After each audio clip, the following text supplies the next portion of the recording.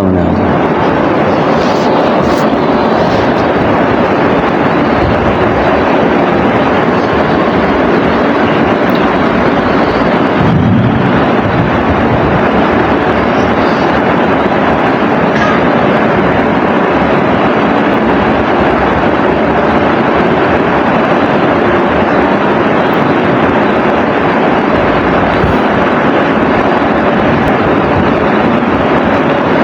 بسم اللہ الرحمن الرحیم۔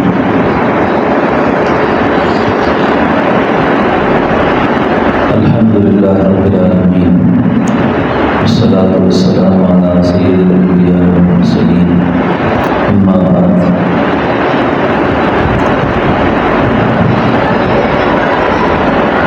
بعض دوست ذکر بھی کرتے ہیں، نماز اعمال کے بھی اچھے پابند ہوتے ہیں، عورتیں تو ماشاءاللہ بہت اہتمام کرتی ہیں، لیکن ان کی روحانیت میں ترقی نہیں ہوتی، روح کا سفر نہیں ہو رہا ہوتا۔ بعض تو اپنے تسبیحات معمولات پر خوش رہتے ہیں کہ چلو کچھ کام ہو رہا ہے، لیکن باوجود اس کے کہ ترقی کا راستہ بند ہو جاتا ہے۔ اس کے اسباب پر غور کرنے سے یہ معلوم ہوا ہے کہ جس شخص کی زبان غیر محتاط ہو اس کی ترقی نہیں ہو سکتی، جس آدمی کی زبان غیر محتاط ہو اس کی ترقی نہیں ہوتی۔ خاص طور پر آج کل کا جو فتنے کا دور ہے، اس میں تو یہ چیز بہت زیادہ ہو گئی ہے۔ حالات سے جو معلوم ہوتا ہے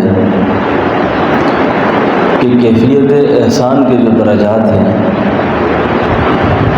وہاں تک پہنچنے والے دوستوں کی بھی تنزلی کا سفر شروع ہو گیا اور وہ واپس ہو گئے۔ کس وجہ سے؟ کہ زبان سے لغویات، فضول گوئی، چغل خوری، غیبت جیسی مہلک بیماری میں مبتلا ہوئے ہیں۔ اب وہ ذکر و فکر کی مزے تو اللہ کا نام ہے آتا آدمی کو، لیکن یہ جو بیماریاں ہیں ان کا ادراک نہ ہونے کی وجہ سے شیطان ان کو کسی گہری کھائی میں پھنسا لیتا ہے۔ تو عرض یہ کر رہا تھا کہ روحانی سفر میں جو تنزلی ہوتی ہے، بندہ یکدم گرتا ہے، اور پھر اس کا اگلا نقصان یہ ہوتا ہے کہ آدمی سے آہستہ آہستہ فرائض کی اہمیت ختم ہو جاتی ہے، اور اللہ کی حدود کو توڑنے میں یہ شخص کسی چیز کی پرواہ نہیں کرتا۔ تو بہت دیر سے پھر خیال آتا بھی ہے اس کو، لیکن بار بار کی نافرمانی سے آدمی میں مہر لگ جاتی ہے۔ تو ایک تو فضول گوئی سے احتراز کرنا چاہیے۔ کسی عارف سے کسی مرید نے اپنے احوال لکھے کہ حضرت تقریباً 12 سال تک میں نے کوئی نماز ایسی نہیں ہے جو کیفیت احسان کے بغیر پڑھی ہو۔ یعنی کیفیت احسان کا مطلب آپ سمجھتے ہیں کہ جب میں نماز کے لیے کھڑا ہوتا تھا تو جیسے میں اللہ مجھے دیکھ رہے ہیں یا میں اللہ کو دیکھ رہا ہوں، لیکن یکسر مجھ سے یہ نماز ختم ہو گئی ہے۔ یعنی نماز کی 10 رکعتوں میں فرائض ہیں، سنتیں ہیں، نوافل ہیں، واجبات ہیں، یعنی نماز کا کوئی حصہ بھی ایسا نہیں ہے جس سے مجھے ادنی سی کیفیت نصیب ہو۔ اس پر میں بہت پریشان ہوں۔ تو شیخ نے آگے سے فرمایا کہ لگتا ہے کہ آپ سے کوئی ایسا کبیرہ گناہ ہو گیا ہے جس کی سزا کے طور پر اللہ نے آپ سے اس نعمت کو واپس کر دیا ہے۔ کیونکہ یہ جس سفر میں ہم چل رہے ہیں نا، یہ سفر جس کا کامیابی سے طے ہوا، اس کی منزل مقام رضا ہے، اور اس کا آخری ٹھکانہ جو ہے نا، ہماری منزل مقصود وہ جنت الفردوس ہے۔ کئی ناسمجھ لوگ ہوتے ہیں، وہ کہتے ہیں کہ جی اس کا کیا مقصود جنت ہے؟ جی جنت ہے۔ ہم کیوں یہ سارے کام کر رہے ہیں کہ اللہ ہمیں جنت دے؟ جنت کیوں مانگتے ہیں اللہ سے؟ ہم اس لیے جنت مانگتے ہیں کہ جنت میں ہمیں اللہ کا دیدار ہوگا، ہم اللہ سے ملاقات کریں گے۔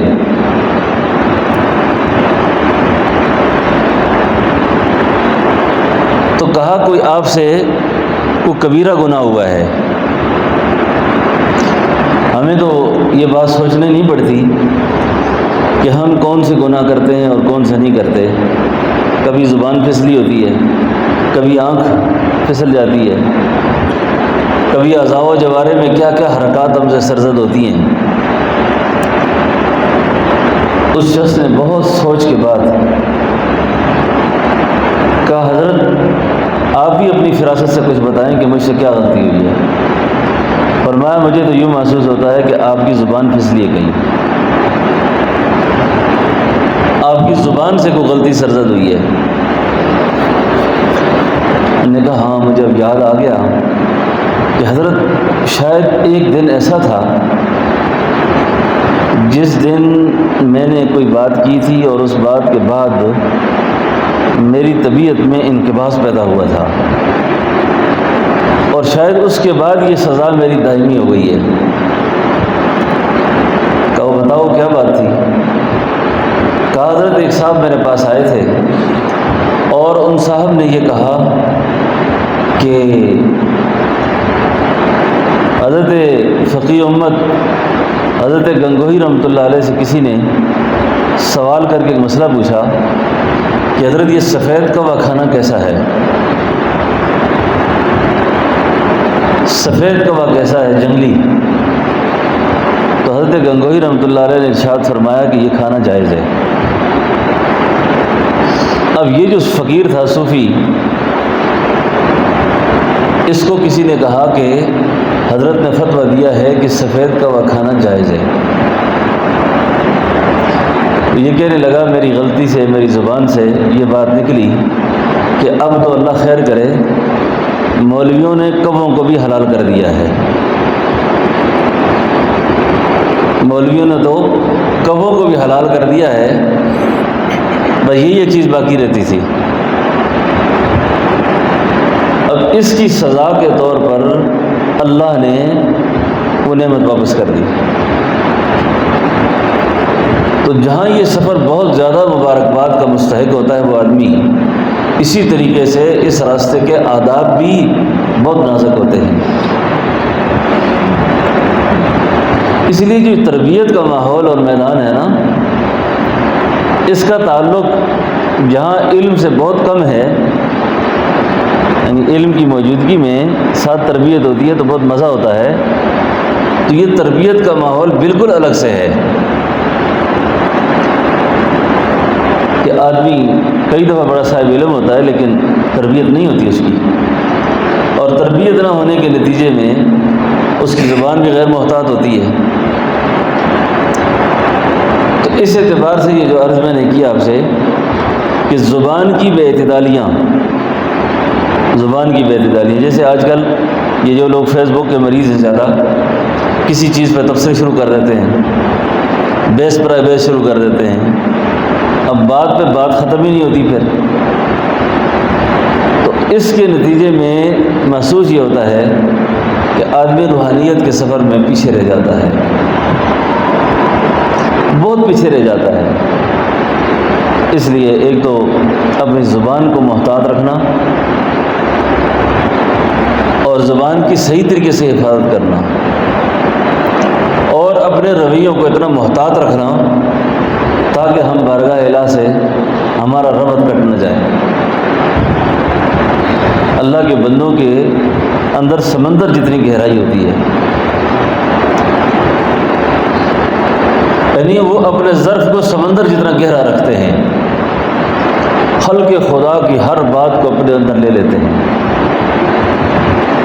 خلق خدا کی ہر بات کو اندر لے لیتے ہیں، لیکن کسی بات کو ہر کسی کے سامنے بیان کرنا یا اس کا نقص نکالنا یا اس کو ذلیل کرنا، یہ ان کے مزاج کے کسی حصے میں بھی نہیں ہوتا۔ آپ اور میں اپنا جائزہ ان باتوں سے لیں کہ کیا ہمارے اندر وہ خیر کے اجزاء موجود ہیں جو خیر کے اجزاء اولیاء امت میں رہے، اور ان اجزاء کی برکت سے خدا نے ان کے وجود کو منبع فیض بنایا،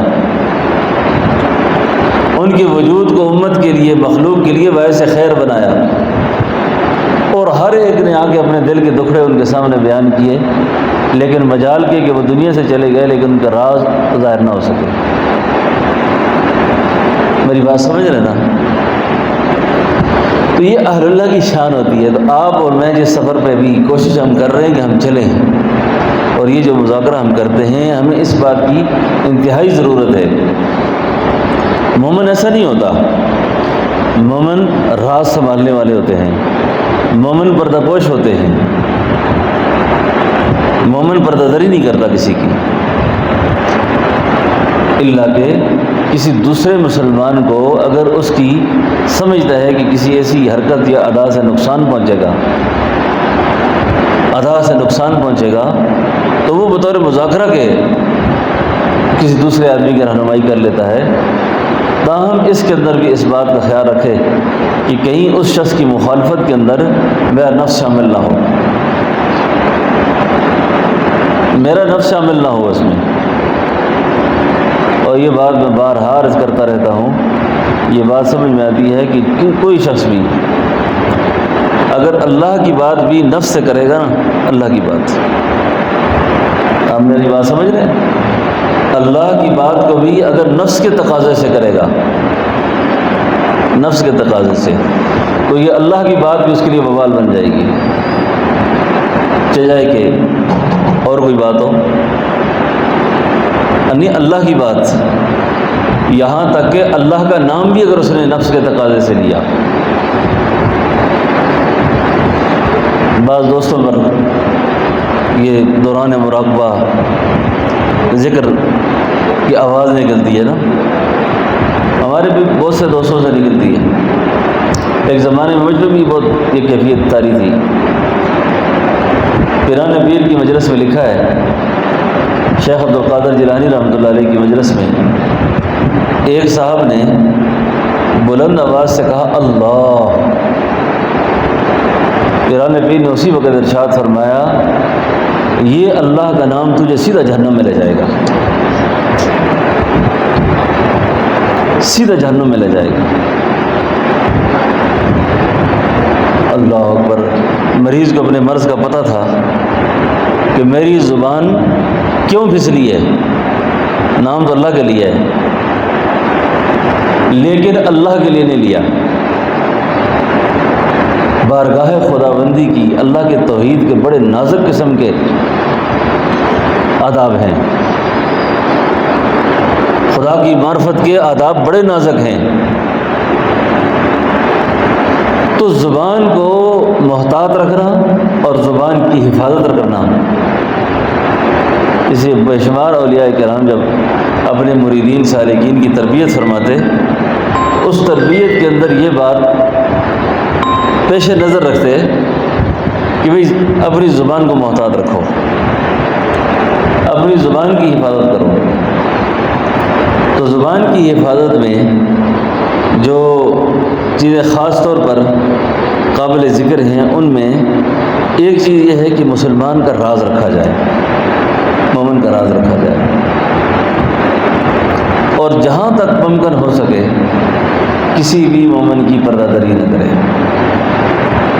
اور کبھی ایسی غلطی سرزد ہو جائے تو معافی مانگنے میں دیر نہ کرے، اللہ سے بھی معافی مانگے اور اللہ کے اس بندے سے بھی معافی مانگے، اور معافی مانگنے والے کا سر کبھی نیچے نہیں ہوا۔ یہ ایسا عمل ہے نا، ایسی نیکی ہے، آپ آپ زندگی بھر ذکر کریں، زندگی بھر ریاضت کریں، زندگی بھر اعمال کریں، لیکن کیونکہ آپ کا باطن تزکیہ سے خالی ہے، تربیت سے خالی ہے، تو آپ نے تصفیہ کی تو محنت کی ہے، لیکن جو بعثت نبوت کے جو مقاصد تھے نا، اس مقصد میں سے آپ فیل ہو گئے۔ اس میں مقصد تصفیہ نہیں تھا، مقصد تزکیہ تھا۔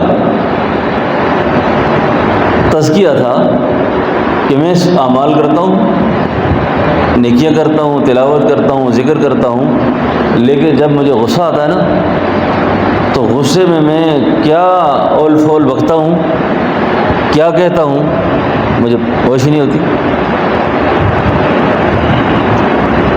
پتہ نہیں کیسے میں گالیاں دیتا ہوں، کیسے میں بدتمیزی کرتا ہوں، کیسے بد اخلاقی کرتا ہوں، یعنی مجھے اس کا ادراک اور احساس تک نہیں ہوتا۔ اس سے معلوم ہوا کہ بہت بڑا خانہ ابھی خالی پڑا ہے۔ اس لیے زندگیاں لگتی ہیں انسان بننے میں، زندگیاں لگتی ہیں، برس ہا برس کی مجاہدے اور صحبتیں اور ریاضتیں، تب کہیں جا کر کوئی انسانیت کے اجزاء نصیب ہوتے ہیں۔ اس وقت میرے پیش نظر دو واقعات آئے ہیں بڑے۔ ایک اللہ والے کی خدمت میں ایک خاتون حاضر ہوئی اپنی کسی پریشانی سے۔ اس خاتون نے اپنی کوئی بات کہنی تھی، عورت کی آواز خارج ہوئی آواز کے ساتھ، اور وہ اللہ کی بندی بہت پریشان ہوئی، بہت زیادہ پریشان ہو گئی کہ جی میرا ایک عیب ہے، ایک مسئلہ ہے جو شیخ نے سن لیا۔ تو وہ جب اللہ والے سے بات کرنے لگی نا، تو وہ اللہ والے اپنا کان قریب کر کے کہتے ہیں، بیٹا اونچی آواز سے بات کرو، میں کانوں سے بہرا ہوں، سنتا نہیں ہوں۔ آپ بھی خدا کے لیے اندھے ہو جایا کریں کبھی کبھی، اللہ کے لیے بہرے ہو جایا کریں کبھی کبھی، اللہ کے لیے گنگا بھی ہو جایا کرے کبھی کبھی آدمی، اور ہر حق کو بھی ضروری نہیں ہوتا کہ وہ حق سارا آج ہی کھول دیں آپ، تب جا کے معرفت کے راستے کھلیں گے، تب جا کے اللہ تعالیٰ محبت کے آداب سمجھائیں گے۔ عورت اونچی آواز سے بولی اور ساتھ دل میں اللہ کا شکریہ ادا کیا، شکر ہے حضور اللہ، یہ ہمارے پیر ہمارے مرشد جو ہیں کانوں سے بہرے ہیں، ورنہ آج تو میرا راز سارا فاش ہو گیا تھا، اور بہت اپنے آپ کو میں عجیب سا محسوس کرتی تھی۔ اس بزرگ کا نام تھا حضرت یحییٰ۔ کہتے ہیں خواب میں رات کو امام الانبیاء علیہ السلام کی زیارت نصیب ہوئی۔ آپ نے فرمایا، یحییٰ آج رات روئے زمین کی ولایت کا فیصلہ تمہارے حق میں ہو چکا ہے۔ روئے زمین کی ولایت کا فیصلہ تیرے حق میں ہوا ہے کہ تو نے میری امت کی ایک صنف نازک، ایک خاتون، اس کی عزت کا اور اس کی پردہ پوشی کا خیال کیا تو نے۔ ہم ایسا کرتے ہیں؟ ہمارے ہاتھ تو کسی کی کمزوری چڑھ نہ جائے، کمزوری چڑھ جائے، اللہ اکبر، ہمارے بیشتر بیماریاں اور بیشتر پریشانیوں کا جو سبب ہے نا، وہ ایذاء مسلم ہے، ایذاء مسلم۔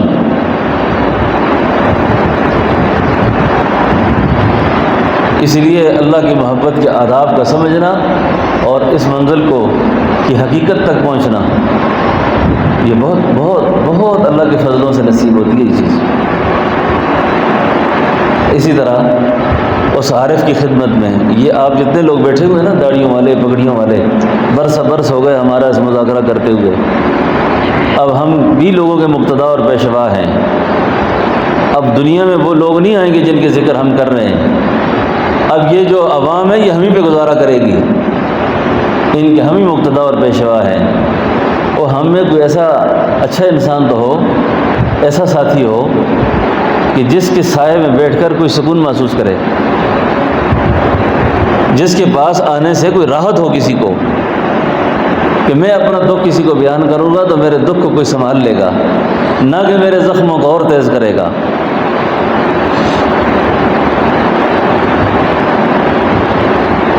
تو اب یہ جتنے لوگ آپ بیٹھے ہوئے ہیں، اب ہم سارے کے سارے کسی نہ کسی درجے میں لوگ ہمارے حلیے دیکھ کر ہم پر اعتماد کرتے ہیں، ہماری داڑیاں دیکھ کر، ہماری پگڑیاں دیکھ کر، ہمارے چال ڈھال کو دیکھ کر کہ یار یہ نیک لوگ ہیں، ان سے کوئی اچھی بات سننے کو ملے گی، یا یہ ہم سے کوئی اچھی بات کریں گے، اور خدا نہ خواستہ ہم ہی ایسے ہوں۔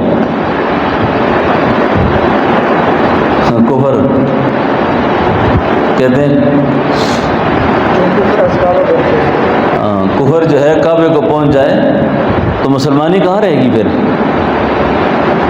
اب ہم جیسے لوگ اگر ایسے غلط کام کریں تو پھر صحیح کہاں سے آئیں گے پھر؟ اب آپ نئے لوگ نہیں ہیں، برسہ برس ہو گئے ہماری ملاقاتوں کے، مجلسوں کے، اب ہم اپنے آپ کو تبدیل کب کریں گے؟ اب اللہ والوں پر کیسا اعتماد تھا، اور اب بھی الحمدللہ دنیا تو اس بات کو نہیں سمجھتی۔ ہم علماء کو، صلحاء کو کہتے ہیں نا، یہ مین اسٹریم سے بہت دور لوگ ہیں، ان کا مین اسٹریم سے کوئی تعلق نہیں ہے، یہ قومی ادارے سے بالکل الگ ہیں، ہم تو بالکل صحیح مین اسٹریم تو ہیں ہی ہم۔ کون کسی کے آگے اپنے دکھ بیان کر سکتا ہے کہ ہمارے آگے لوگ آگے ہر قسم کی بات کرتے ہیں۔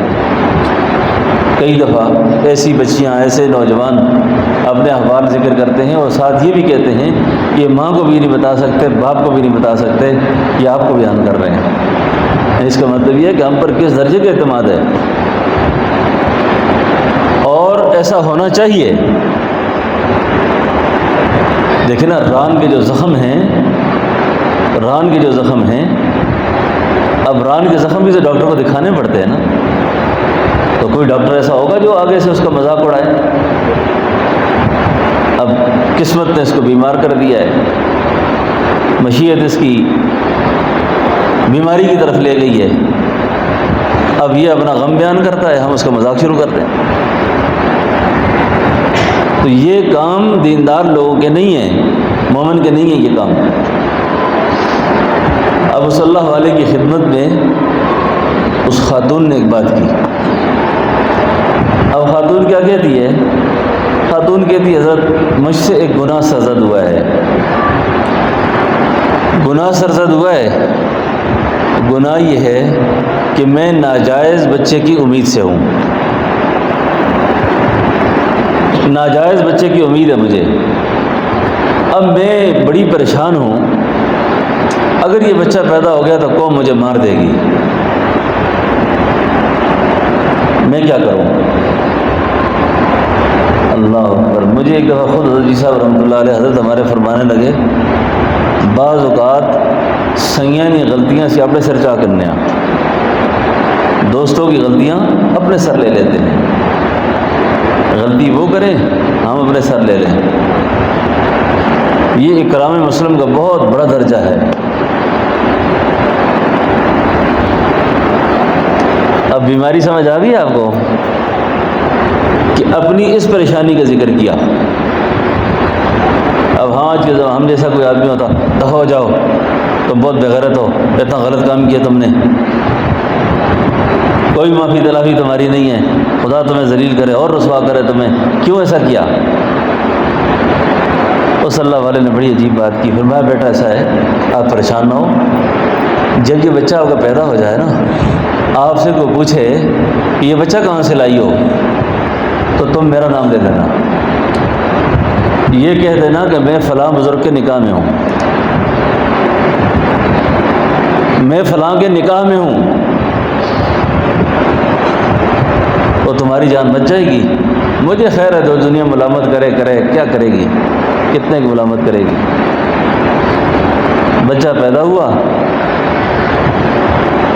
قوم سر پہ کھڑی ہو گئی، پوچھا بچہ کہاں سے لائی ہو، شادی نہیں تمہاری؟ انہوں نے کہا میرا تو نکاح ہے، میں فلاں بزرگ کی بیوی ہوں۔ جان بخشی ہوئی، شیخ 2.5 سال تک اس بچے کا خرچہ دینے اس گھر میں جایا کرتے تھے، اور جب 2.5 سال گزر گئے تو ایک دن آئی، اس نے کہا حضرت اب کیا حکم ہے؟ فرمایا اب مشہور کر دو کہ انہوں نے مجھے طلاق دے دی ہے،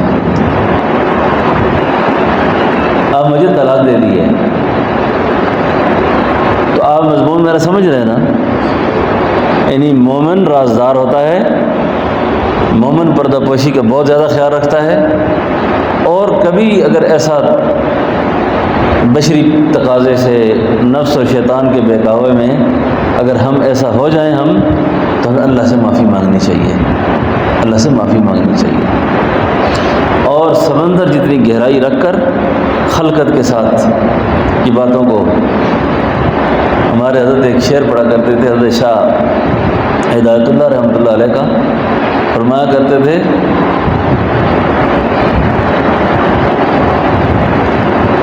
توئے طرف محبوب دے وجڑے نو، تو اگر خدا کی طرف چلنا چاہتا ہے نا کہ تجھے اللہ ملے، توئے طرف محبوب دے وجڑے نو، گھوڑا شوق تو تیز رفتار ہوئے، کاٹی گھت کے صبر دی نفس تے، چاہیے مرد نو خوب سوار ہوئے،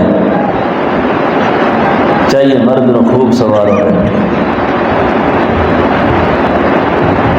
لمبی ربائی ہے، مجھے یاد نہیں، آخری اس کا شعر ہے، کاٹھی گھت کے صبر دی نفس نے، مرد نو خوب سوار ہوئے، راہ اس نو پوچھیے ہدایت اللہ جڑا راہ دا واقف کار ہوئے۔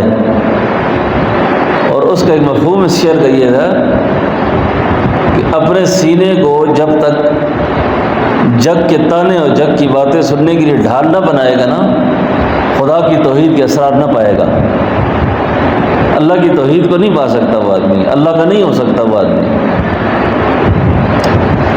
تو اللہ رب العالمین کو بندے کی جن اداؤں پر نا بہت زیادہ اللہ تعالیٰ بندے کو نوازتے ہیں نا، اس میں ایک عمل پردہ پوشی ہے، ایک عمل پردہ پوشی ہے، اور جس کے اندر ہمارے اندر بڑی کمزوریاں پائی جاتی ہیں۔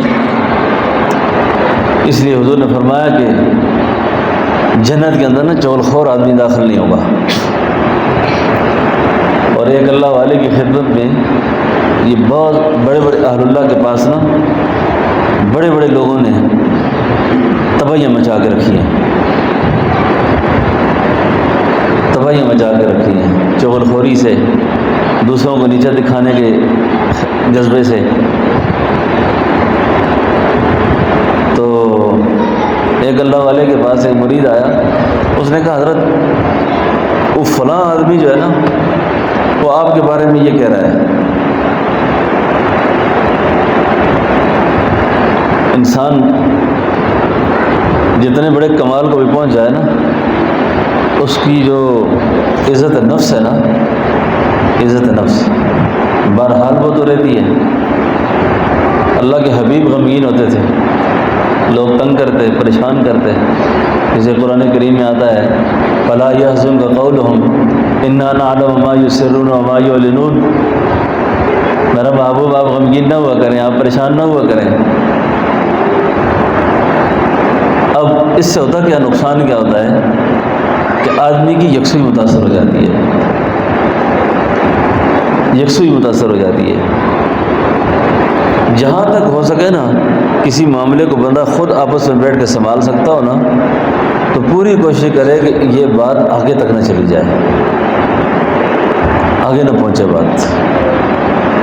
جب اس بزرگ سے یہ بات کی تو انہوں نے بڑی عجیب بات فرمائی، فرمایا وہ تو نہیں کر رہا، آپ کر رہے ہیں، وہ نہیں کر رہا، آپ کر رہے ہو، لیکن میں کیسے کر رہا ہوں؟ فرمایا اگر اس شخص نے کی ہے نا، اس نے جو تیر مارا ہے وہ تو ہوا میں گیا، ختم، آپ جو تیر مار رہے ہیں وہ مجھے براہ راست مار رہے ہیں۔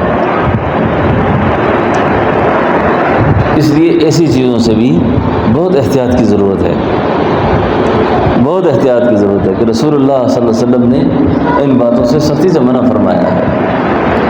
اور یہ جو ہم لوگ ہیں، ہمیں اپنے قد کاٹ کا خیال رکھنا چاہیے، اپنی شخصیت کا لحاظ رکھنا چاہیے، ان باتوں کو جاہلوں کے ساتھ جہالت نہیں کرنی چاہیے، اور کبھی طبیعت میں سختی پیدا ہو جائے تو فوری استغفار کرنا چاہیے۔ اب ان چیزوں کی رعایت رکھنے کے بعد آپ کی تلاوت، آپ کا ذکر، آپ کی نمازیں، آپ کے اعمال قلیل بھی ہوں تو آپ ان کا فیض کثیر میں محسوس کریں گے، تھوڑا ہوگا زیادہ محسوس کریں گے۔ اعمال بے شک زیادہ ہوں لیکن یہ صفات نہیں ہیں، یہ صفات نہیں ہیں، تو بس ایسے ہی ہے کہ بیماری بھی موجود ہے اور دوائی بھی چل رہی ہے، بد پرہیزی بھی چل رہی ہے اور سارے کام ہوتے جا رہے ہیں، بس ایسی بے رونق سی زندگی ہوگی ساری۔ کئی لوگوں کو دیکھا، ان کو تہجد کی نمازیں دیکھی، ان کے اعمال دیکھے اچھے اچھے، لیکن عاشق نہیں، عاشق نہیں، ذاکر ہو گئے ہیں، عاشق نہیں بنے۔ عاشق کی کیا علامت ہوتی ہے؟ عاشق کی علامت یہی ہوتی ہے کہ اس کو اپنی کسی کے عیوب پر اتنا زیادہ غور نہیں کرتا، وہ اس کو اپنا غم پڑا رہتا ہے کہ میرا کوئی مسئلہ وہاں سے نہ کٹ جائے، میری کوئی راستہ وہاں آگے سے خراب نہ ہو جائے۔ اس لیے ہمیں ان چیزوں پہ بہت زیادہ غور کرنا چاہیے، فکر کرنی چاہیے، پھر آپ ذکر کو بھی اور تلاوت کو بھی، نماز کو بھی، ان اعمال کے اندر بڑی جان محسوس کریں گے۔ ایک بات اور عرض کر دوں، اللہ رب العالمین کا جو معاملہ ہے نا، ایک معاملہ ہے ابرار کے ساتھ، ایک معاملہ ہے مقربین کے ساتھ۔ یہ جس راستے پہ ہم چل رہے ہیں نا، یہ راستہ ہے مقربین کا۔ ہم نے بڑی اونچی سنگت لگانے کی کوشش کی ہے۔ مقرب کی جو غلطیاں ہوتی ہیں نا، مقرب کی، وہ بڑی سخت محسوس ہوتی ہیں۔ ہمارے حضرت سید پوری رحمۃ اللہ علیہ کے خلیفہ تھے حضرت معرفت اللہ صاحب رحمۃ اللہ علیہ۔ حضرت سید پوری رحمۃ اللہ علیہ، ہمارے طریقے میں بچوں کو بیعت نہیں کیا جاتا، چھوٹے بچوں کو۔ وہ شیخ بیعت کر سکتا ہے جو بیعت کرتے وقت توجہ کے فن کو جانتا ہو، یہ توجہ دینا جانتا ہو کہ کس کو کتنی توجہ دینی ہے اور کتنی توجہ دے کر اس کو ہم قابو رکھ سکتے ہیں۔ یہ ایک الگ مضمون ہے سلوک کا۔ تو حضرت سید پوری رحمۃ اللہ علیہ کے پاس ان کے خلیفہ جو تھے حضرت نانگا بابا، یہ حضرت معرفت اللہ صاحب کو لے کر آئے۔ یہ معرفت اللہ صاحب 10-11 سال کی عمر کے تھے۔ انہوں نے کہا حضرت میرے اس بیٹے کو آپ بیعت کر لیں۔ تو ہمارے طریقے میں یہ جو خاص بات ہے، عام بزرگ جو بھی مرید ہو اس کو بیعت کر لیتے ہیں، چھوٹا ہو کہ بڑا ہو، لیکن حضرت فرمایا کرتے تھے کہ اس طریقے میں جو توجہ دینا جانتا ہو وہ بیعت کرے۔ یعنی توجہ دینے کا مطلب یہ ہے کہ بعضوں کو بچوں کی توجہ، کیونکہ حقیقت ان کی صاف ہوتی ہے، روح میں گناہ نہیں ہوتے، اور ایسی توجہ نہ دے اس کو کہ وہ مجذوب ہو جائے، دنیا کے کسی کام کا ہی نہ رہ پھر، پڑھائی سے نکل جائے، باقی کاموں سے نکل جائے۔ اس لیے توجہ کو، یہ الگ ایک مضمون ہے، اس کو ٹھہر ٹھہر کر، ہمارے بزرگوں کا طریقہ تھا کہ وہ ایسے کرتے تھے۔ ان سے فرمایا حضرت آپ سے زیادہ توجہ کا فن کون جانتا ہے؟ میری خواہش ہے کہ میرے بیٹے کو آپ مرید کر لیں۔ تو معرفت اللہ صاحب رحمۃ اللہ علیہ کو بہت چھوٹی عمر میں بیعت کیا، اور پھر معرفت اللہ صاحب کو اس بیعت کی ایسی برکات اور اثرات تھیں، انہوں نے قرآن شریف نہیں پڑھا ہوا تھا، علوم نہیں پڑھے تھے، لیکن کوئی آدمی ان کے سامنے کوئی حدیث بیان کرتا نا، کہتا حدیث ہے، تو فرماتے حدیث نہیں ہے۔ بڑے بڑے علماء اس کی چھان پھٹک محسوس کراتے آ کر، کوئی کہتا حضرت یہ حدیث ہے، کہا حدیث تو نہیں ہے یہ، کہ کیسے حدیث نہیں ہے؟ فرمایا وہی عربی کا کوئی مقولہ نظر آتا ہے مجھے، حدیث کے انوار ہی نہیں ہے اس میں، حضور کی زبان مبارک سے نکلے ہوئے الفاظ کی اپنی تاثیر ہے، یہ الفاظ ٹھیک ہیں لیکن حدیث نہیں ہے۔ اللہ نے اس طرح کے کمالات ان کو دیے تھے، اور کوئی بڑے سے بڑا عالم کوئی واعظ کر رہا ہوتا، جہاں اس کی زبان پھسل جاتی وہاں اس کو روک لیتے، نہیں یہ نہیں ہے، ایسا نہ کریں آپ، اس میں مجھے شریعت کے انوارات نظر نہیں آتے۔ اور ایک دفعہ فرمایا کرتے تھے کہ میں کسی کو کہوں کہ لطیفہ روح کا جو فیض آتا ہے اس کا رنگ کیا ہے، یہ ولیوں کو تو نہیں پتہ اس کا، یہ کتابوں میں تو ایسی چیزیں نہیں آئیں، خیر وہ بڑے آدمی تھے. غلطی کی بات کر رہا ہوں. ایک دفعہ وہ اپنے مکان کی چھت پہ چڑھے ہوئے تھے تو نیچے ان کی بھینسیں گائے بکریاں بندھی ہوئی تھیں. تو ان کا جو کھاد ہے گوبر ہے وہ کافی مقدار میں وہاں پڑا ہوا تھا. معرفت اللہ صاحب رحمۃ اللہ علیہ فرمانے لگے میرے دل میں خیال آیا اس زمین کی گندم ان زمینوں سے اچھی ہوگی. اس زمین کی گندم وہ پچھلی زمینوں سے بہت اچھی ہوگی.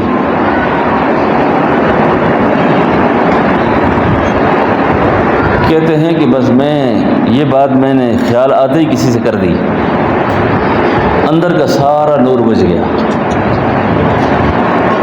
سب کچھ رخصت. کہتے ہیں میں گیا حضرت کی خدمت میں نے عرض کیا حضرت یہ معاملہ ہو گیا میرے ساتھ. فرمایا غور کرو کہ غلطی کر بیٹھے ہو,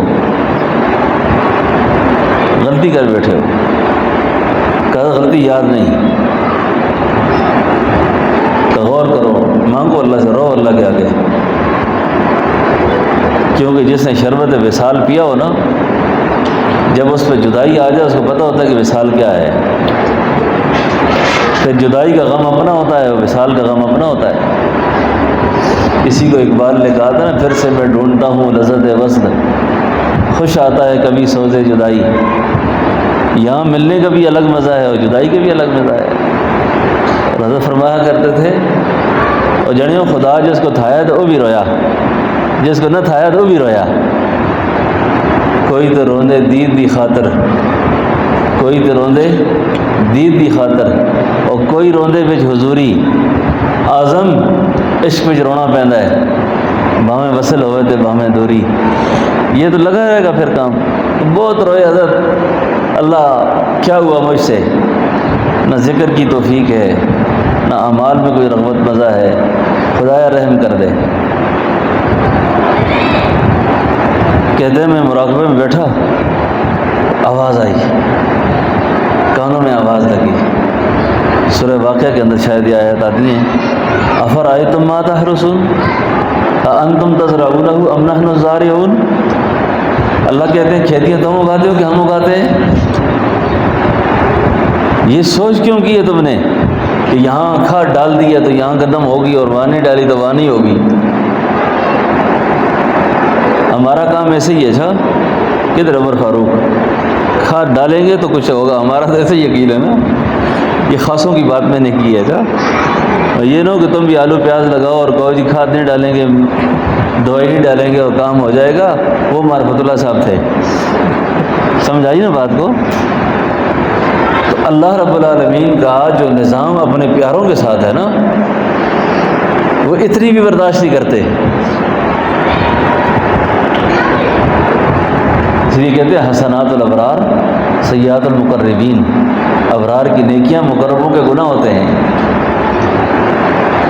تو اس طریقے سے اپنے ذکر کو, اعمال کو اور اپنی چیزوں کی حفاظت رکھنی بڑی ضروری ہے. ہم سب کی زندگی کے اوقات بہت کم رہ گئے ہیں. جو وقت گزر گیا ہے کافی گزر گیا ہے. آنے والے اوقات بہت کم ہیں. کس کا کتنا وقت باقی ہے. تو ہم سب کو یہ چاہیے کہ ہم جتنا جلدی ہو سکے اپنے اچھے اخلاق کی کوشش کریں. اللہ سے اپنی تربیت مانگیں, اللہ سے اپنی اصلاح مانگیں. تو انشاءاللہ اس کی برکت سے اللہ ہمارے صبر کو آسان فرمائیں گے. تو اللہ سے دعا ہے کہ اللہ پاک ہم سب کی اس حاضری کو بھی قبول فرمائے, اور اللہ پاک ہمیں اپنی یاد کی دائمی توفیق نصیب فرمائے. ہلکا سیدھا کر لیں, تھوڑی دیر مراقبہ کر لیں.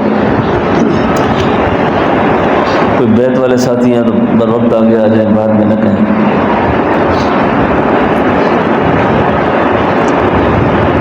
سارے ساتھی دل کی طرف متوجہ رہ کر اللہ کا شکریہ بھی ادا کر کے دل کی زبان میں, دل میں اللہ اللہ اللہ اللہ اللہ.